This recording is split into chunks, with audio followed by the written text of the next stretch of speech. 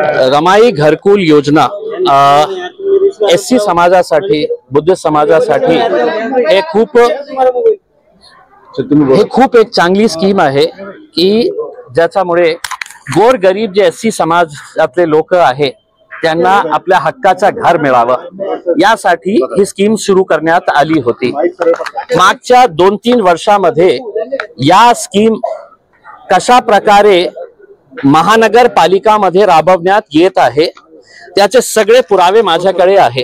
कोट्यवधी रुपये कशा प्रकारे त्याची लूट होत आहे, जे गोरगरीब एससी समाजातले, बुद्धिस्ट समाजातले लोकांना जे पैसा मिळाला पाहिजे घर बांधण्यासाठी, ते एजंट्स आणि महानगरपालिकेचे काही अधिकारी आणि कर्मचारी हे संगनमत करून कशा प्रकारे बोगस फाइल्सच्या आधारावर हे पैसा त्या एजंट्सच्या अकाउंटवर ट्रान्सफर करत आहे याचा सविस्तर जे डिटेल्स आहे मी घेतलेले आहे। माझ्याकडे खूप सारे पुरावे आहे आणि मी आज अधिकाऱ्यांना सांगितलं की मी तुम्हाला लिस्ट देणार की कशा प्रकारे बोगस अकाउंट्सवर हे पैसा ट्रान्सफर करण्यात आलेला आहे।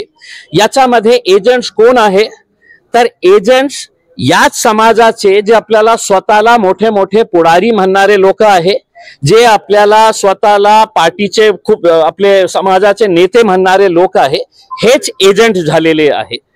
माझी अपेक्षा हे आहे की हे गोरगरीब लोकांना त्यांना हक्काचा घर आयुष्यामध्ये मिळणार नाही जोपर्यंत अशा प्रकारचे एजंट्स, दलाल आणि महानगरपालिकाचे काही अधिकारी आणि कर्मचारी याच्यामध्ये सामील आहे।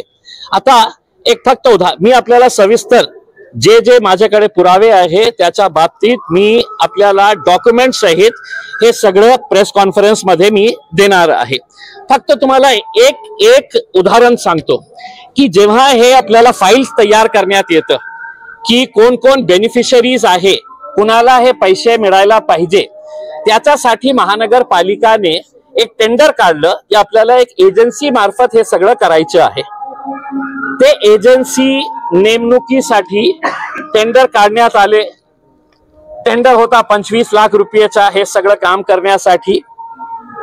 4 लोकांनी टेंडर भरले की आम्ही हे काम करतो आणि ज्यांना देण्यात आलेला आहे ते समाजाचे मोठे नेते आहे अशा वावरणारे जे लोक आहे, त्यांनी हे टेंडर त्यांना कोणत्या आधारावर दिले? जगात पूर्ण जगामध्ये असा उदाहरण नसणार आहे की 90%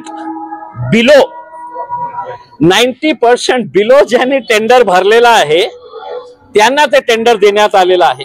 मी म्हटलं की कोणत्या आधारावर 90% बिलो कोण असं देणार आहे की 10% मध्ये मी काम करणार आहे? तर अधिकाऱ्यांचं म्हणणं होतं की नाही, आम्ही सविस्तर त्यांच्यासोबत चर्चा केली आणि त्यांनी सांगितलं की हो, हे ते आमच्या समाजाचं आहे म्हणून आम्ही हे काम करायला तयार आहे। 10% मध्ये ते काम करणाऱ्या एजन्सीला देण्यात आलेलं आहे। आता ते काम कोण करत आहे ते या शहरातले 2 एक्स कॉर्पोरेटर्स आहे, ते हे सगळं काम करत आहे। आणि बोगस फाइल्स कशा प्रकारे कोणत्या दुसऱ्या शहरामध्ये राहणारा माणूस त्याचा ऍड्रेस इथे दाखवण्यात आलेला आहे। एक परिवारातले 4 लोकांना ते अलॉट करण्यात आलेलं आहे। एक परिवारातले 4 एका घरामध्ये राहणारे 4 लोकांना पतीला वेगळं, पत्नीला वेगळं, म्हणजे जे सगळे आपले नातेवाईक मित्र आहे त्याची एक गँग झालेली आहे, मोठी गँग झालेली आहे।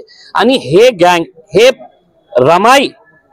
रमाई घरकुल योजना, रमाई कुणाचं नाव आहे त्यांना हे पण लाज वाटत नाही आहे की जे रमाई आंबेडकर यांच्या नावाने सुरू करण्यात आलेली स्कीम आहे त्याच्यामध्ये त्या समाजाचे मोठे पुढारी कशा प्रकारे गोरगरिबांचा लूट करत आहे आणि त्यांच्या समाजाचे गोरगरीब लोकांच्या हक्काचा जे पैसा आहे ते पैसा आपल्या खिशात कशा टाकत आहे याचे सगळे पुरावे आहेत। त्यांनी जे एजन्सी अधिकाऱ्यांना भेटला नेमकं काय त्यांच्याशी बोलणं झालं ते थोडं नाही मी त्यांना प्रश्न विचारलं की आपल्याकडे काय नियमावली आहे की ज्याच्या आधारावर तुम्ही हे पैसे रिलीज करत आहे।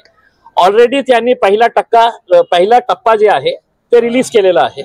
दुसरा टप्पा आता रिलीज होणार आहे. तर जे पहिला टप्पा रिलीज झालेला आहे त्याची प्रक्रिया काय आहे, प्रोसेस काय आहे हे मला समजावून सांगा. आणि त्यांनी जे पुस्तक मध्ये लिहिलेलं आहे ते सगळं सांगितलेलं आहे.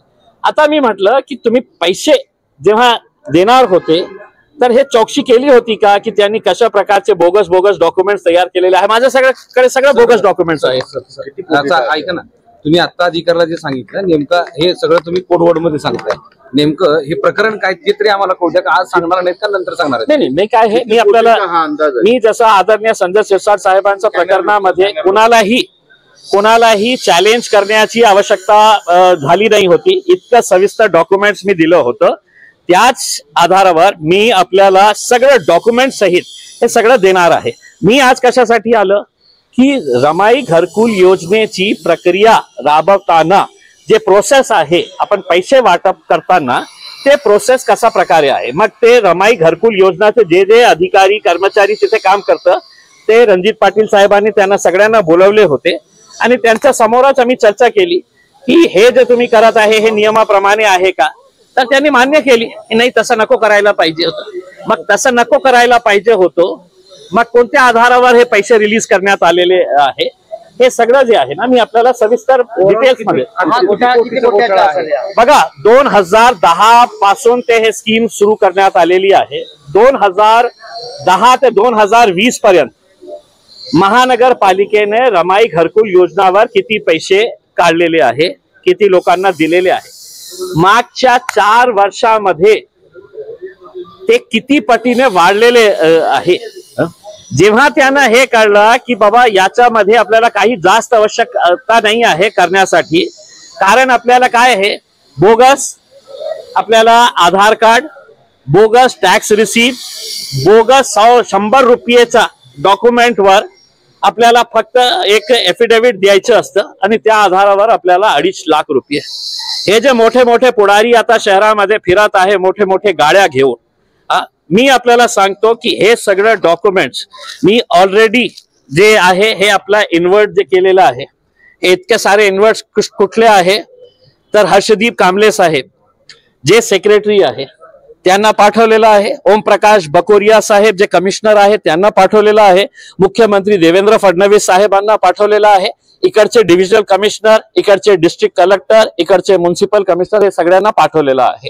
आता जे सविस्तर मी आपल्याला डॉक्युमेंट्स देणार आहे त्याच्यानंतर ज्या प्रकारे मी सीबीआयच्या ऑफिसमध्ये गेलो होतो, मी anti corruption ब्युरोच्या director general Maharashtra त्यांच्याकडे मी स्वतः जाऊन हे सगळं दिलं होतं.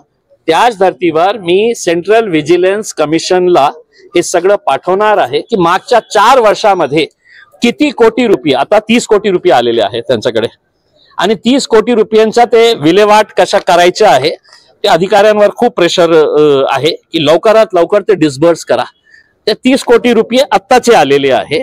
म्हणजे मला असं वाटतं की किती एक 100 कोटी रुपयांचा हे फ्रॉड आहे आणि ज्याच्यामुळे गोर गरीब SC समाजातले जे लोक आहे ज्यांच्या हक्काचा पैसा आहे, त्यांच्या हक्काचा घर व्हायला पाहिजे होतं, ते आज होत नाही फक्त या पुढाऱ्यामुळे.